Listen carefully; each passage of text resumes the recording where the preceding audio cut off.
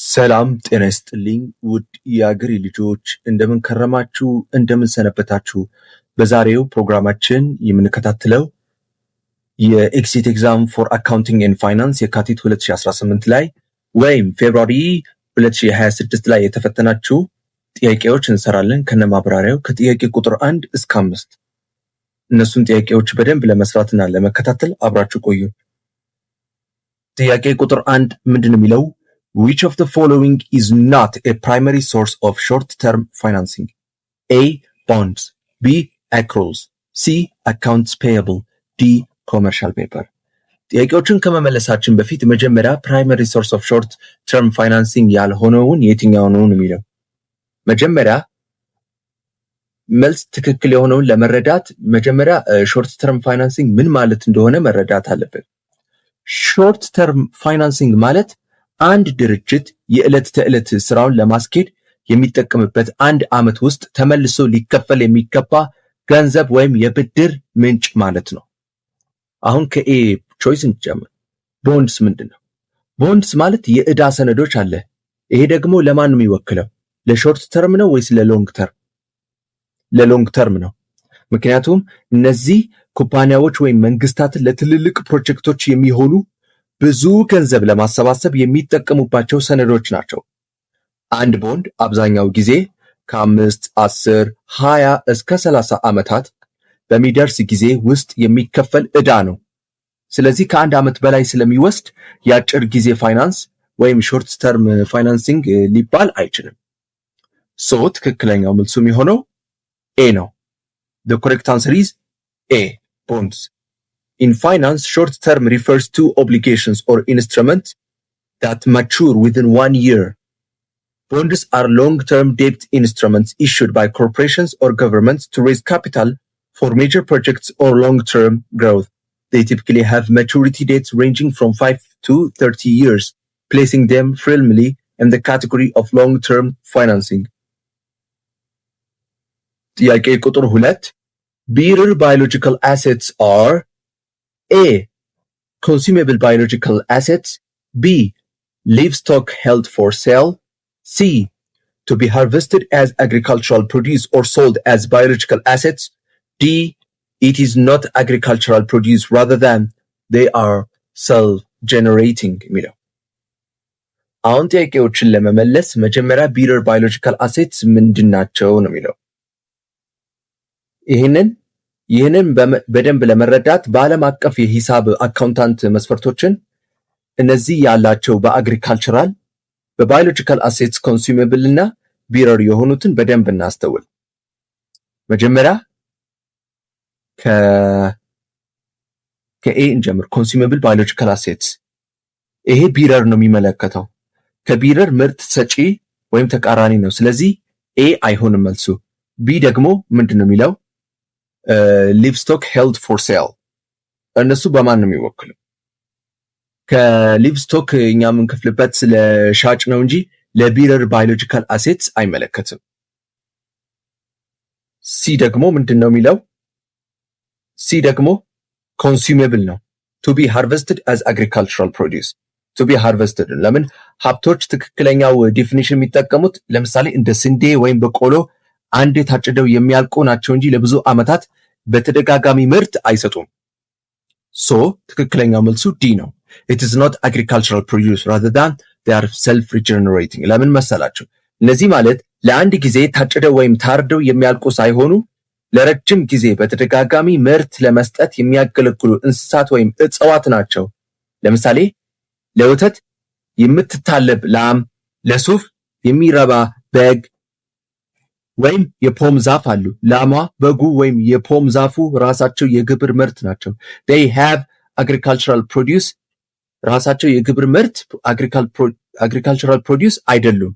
ነገር ግን በህይወት እየኖሩ ራሳቸውን እያደሱ they are self regenerating በተደጋጋሚ ምርትን ወተት፣ ሱፍ፣ ፖም የሚሰጡ ናቸው። ትክክለኛው መልሱ ዲ ነው የሚሆነው። a bearer biological asset is essentially the factory that produces the harvest. It is a living plant or animal that is held for the purpose of producing agricultural produce for more than one period.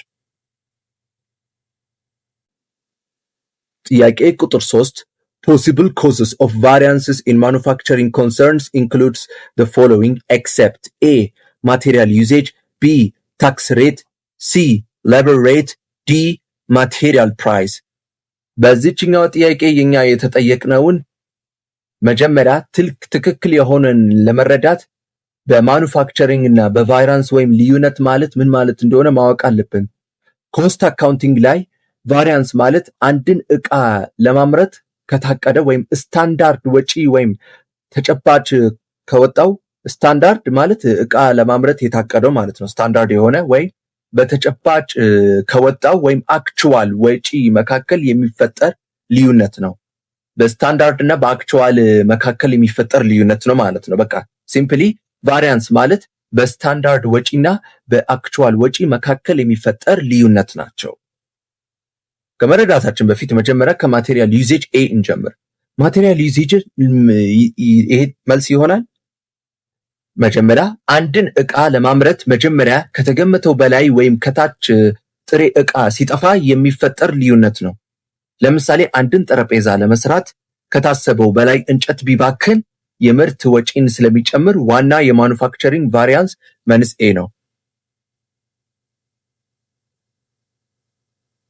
ይሄ ከኤ ጋር አይገናኝም ማለት ነው። በዛ ላይ ደግሞ ሌላኛው ምርጫ ደግሞ ታክስ ሬት የሚል አለ።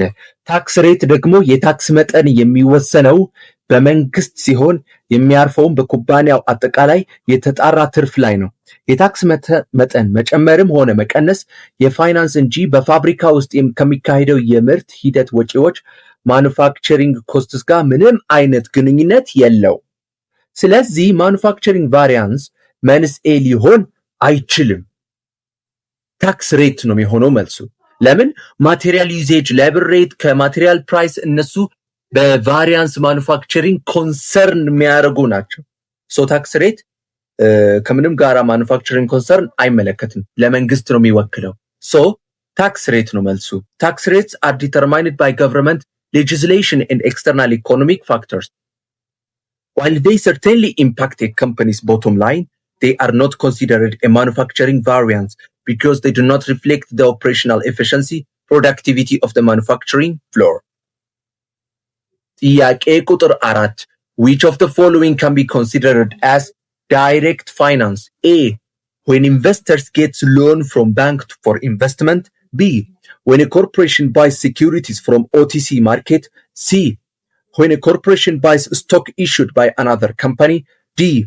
When there is an intermediary between the surplus and deficit agency. አሁን ትክክል እንደሆነ ለመረዳት በፋይናንስ ስርዓት ውስጥ ወይም ዳይሬክት ፋይናንስ እና ኢንዳይሬክት ፋይናንስ የሚባሉትን ሁለቱ ኮንሴፕቶችን ጽንሰ ሐሳቦችን መለየት ያስፈልገናል። ዳይሬክት ፋይናንስ የምንለው የገንዘብ እጥረት ያለበት ወይም አካል ተበዳሪ የፋይናንስ ሰነዶችን እንደ አክሲዮን፣ ስቶክ ማርኬት ወይም ቦንድ ያሉትን በቀጥታ ትርፍ ገንዘብ ላለው አካል ባለ ሀብት በመሸጥ የፋይናንስ ልውውጥ ሲያደርግ ማለት ነው። ልክ እንደ ባንክ ያለ እነዚህ ላይ በመካከል የሚገባ የፋይናንስ አማካይ እንደ ባንክ ያለ የለም። ሌላኛው ደግሞ ኢንዳይሬክት ፋይናንስ የምንለው አለ። በአበዳሪው ዳይሬክት ፋይናንስ ከሆነ ተበዳሪ ማለት ነው። ኢንዳይሬክት ፋይናንስ ከሆነ በአበዳሪውና በተበዳሪው መካከል አገናኝ ወይም አማካይ፣ ለምሳሌ የንግድ ባንክ ወይም ኢንሹራንስ ሲኖረው ማለት ነው። አሁን እስኪ ቼክ እናደርጋለን። ጥያቄው ምርጫዎቹ ቼክ ለማድረግ እንሞክራለን። ከኤ እንጀምር። ኤ ምንድን ነው የሚለው? when investors get loan from bank for investment። እዚህ ላይ ባንክ እንደ አማካይ ወይም ኢንተርሚዲየሪ ሆኖ ያገለገለ ነው። ባንኩ ገንዘብ ከቆጣቢዎቹ ይሰበሰብና ለኢንቨስተሩ ያበድራል። ስለዚህ ይሄ ኢንዳይሬክት ፋይናንስ ነው፣ ከዳይሬክት ፋይናንስ ጋር አይወክልም። ሌላኛው ደግሞ ምንድነው? ቢ when a corporation buys securities from OTC market። ይሄ ኦቲሲ ምንድን የምንለው? ኦቨር ዘ ካውንተር ገበያ፣ በብዛት የደላሎችና የነጋዴዎች ወይም ዲለርስ ገበያ ነው። አብዛኛውን ጊዜ ከዚህ ገበያ ሰነዶችን መግዛት ማለት ቀድሞ የተሸጠን ሰነድ ከሌላ ሰው ላይ መግዛት ወይም ሰከንደሪ ማርኬት እንጂ በቀጥታ አውጪውን ድርጅት ፋይናንስ ማድረግ ማለት ስላልሆነ የቀጥታ ፋይናንስ ወይም ዳይሬክት ፋይናንስ ምሳሌ አይሆንም። ይሄ ከኢንዳይሬክት ፋይናንስ ጋር ስለሚወክል ዳይሬክት ፋይናንስ ጋር አይሆንም። ሲ ደግሞ ምንድነው የሚለው when a corporation buys stock issued by another company። ይሄ ደግሞ በዚህ አክሲዮን ስቶክ ማርኬት በዚህ አክሲዮኑን የሸጠው ድርጅት ገንዘብ ፈላጊ ወይም ዴፊሲት ኤጀንት ሲሆን ስቶኩን የገዛው ወይም አክሲዮን የገዛው ድርጅት ደግሞ ትርፍ ገንዘብ ያለው ሰርፕላስ ኤጀንት ነው። ገንዘቡ በቀጥታ ከገዢው ወደ ሻጭ ይሄዳል። በመካከል አገናኝ ባንክ ኢንተርሚዲየሪ ስለሌለ ይህ ዳይሬክት ፋይናንስ ትክክለኛ ምሳሌ ነው። ትክክለኛው መልሱም የሆነው ሲ ነው። when a corporation buys stock issued by another company. In direct finance, the borrower or the company needing money sells securities like stocks or bonds directly to the lender, investor or another corporation in the financial markets. Even if a broker helps facilitate the trade, the lender holds a direct claim on the borrower. ጥያቄ ቁጥር 5 The risk that auditors reach an erroneous conclusion for a reason not related to sampling risk is called A. Inherent risk, B. Sampling error, C. Sampling risk, D. Non-sampling risk ይላል። ጥያቄ ከመመለሳችን በፊት መጀመሪያ የኦዲት አሰራርን ማየት አለብን። ኦዲተሮች ምንድነው የሚያደርጉት? የአንድን ድርጅት የሂሳብ የሚመዘግቡ አለ ሪከርድ የሚያደርጉ አካውንታንት ስራዎች ናቸው። ሲመረምሩ ሁሉንም ሰነዶች በአንድ መመልከት ጊዜና ወጪ ስለሚጠይቅ የተወሰኑ ብቻ በሳምፕል መርጠው ይመረምራሉ። በዚህ ሂደት ውስጥ ኦዲተሩ የተሳሳተ ድምዳሜ ላይ ሊደርስ የሚችልባቸው ሁለት ዋና ዋና ሪስኮች አሉ። አንደኛ ሳምፕሊንግ ሪስክ እና ነን ሳምፕሊንግ ሪስክ ናቸው። ሳምፕሊንግ ሪስክ ከናሙና ጋር ስጋት የተገናኘ፣ ነን ሳምፕሊንግ ሪስክ ደግሞ ከናሙና ጋር ያልተገናኘ ስጋት ነው ማለት ነው። ስለዚህ በደንብ ጥያቄዎችን መመለስ አብራችሁ ቆዩ። መጀመሪያ ከኢንሄረንት ሪስክ ኤ የሚለውን ቼክ እናድርግ። እነሱ ደግሞ በኢንተርናል ኮንትሮልስ ከመኖራቸው በፊት አንድ የሂሳብ ዘርፍ በተፈጥሮ ለስህተት ወይም ለማጭበርበር ያለው ተጋላጭነት ነው። ለምሳሌ የጥሬ ገንዘብ ካሽ ሂሳብ በቀላሉ ሊሰረቅ ስለሚችል ተፈጥሯዊ ወይም ናቹራል ትሬት ተፈጥሯዊ ስጋቱ ከፍተኛ ነው። ይህ የድርጅቱ ባህሪ እንጂ የኦዲተሩ ምርመራ ስህተት አይደለም። ስለዚህ ይሄ ከኢንሄረንት ሪስክ ኤ አይገናኝም ማለት ነው። ቢ ደግሞ ሳምፕሊንግ ኢረር። ሳምፕሊንግ ኢረር ደግሞ ይሄ ከስታቲስቲክስ ጋር በሳይንስ ኦፍ ስታቲስቲክስ ጋር ስለተገናኘ በሳምፕሊንግ የተገናኘው ውጤት በአጠቃላይ ጠቅላላ ደረጃው ፖፑሌሽን መካከል ያለው በቁጥር ልዩነት የሚያሳይ በቀጥታ ዳይሬክት ሳምፕሊንግ ጋር የተገናኘ ነው። ስለዚህ ከእነሱ ደግሞ ከሳምፕሊንግ ሪስክ ጋር ኦዲተሩ ጋር አይገናኝም። ሌላኛው ደግሞ ሲ ምንድነው? ሳምፕሊንግ ሪስክ ይላል። ይሄ ምንድነው? ኦዲተሩ ሁሉንም መረጃዎችን ቢመረምር ኖሮ ከሚደርስበት ትክክለኛው ድምዳሜ ይልቅ የተወሰኑትን ብቻ ሳምፕል በመውሰዱ ወይም በማድረጉ ምክንያት ብቻ የተሳሳተ ድምዳሜ ላይ የመድረስ አደጋ ነው። ይሄ ደግሞ በጣም ሪስክ ነው። ይሄ ከኦዲተሩ ጋር ምንም አይገናኝም። ሌላኛው ደግሞ መጨረሻው ዲ ነን ሳምፕሊንግ ሪስክ። ይሄ ደግሞ ኦዲተሩ ከወሰደው ሳምፕል ጋር በማይገናኝ ሌላ ምክንያት የተሳሳተ ድምዳሜ ላይ የመድረስ አደጋ ነው። ኦዲተሩ 100% መረጃዎችን ቢመረምርም እንኳን ይህ ስህተት ሊፈጠር ይችላል። ለምሳሌ የሰው ስህተት ያው በድካም ምክንያት ስህተትን አለማየት፣ የተሳሳተ የኦዲት መመርመሪያ ዘዴ መጠቀም ወይም የተገኘውን ማስረጃ በተሳሳተ መንገድ መተርጎም፣ ጥያቄው የሚጠይቀው ከሳምፕሊንግ ጋር ያልተገናኘው ስጋት ስለሆነ ይሄ ደግሞ ትክክለኛው መልሱ ይሆናል። So the correct answer will be D, non-sampling risk.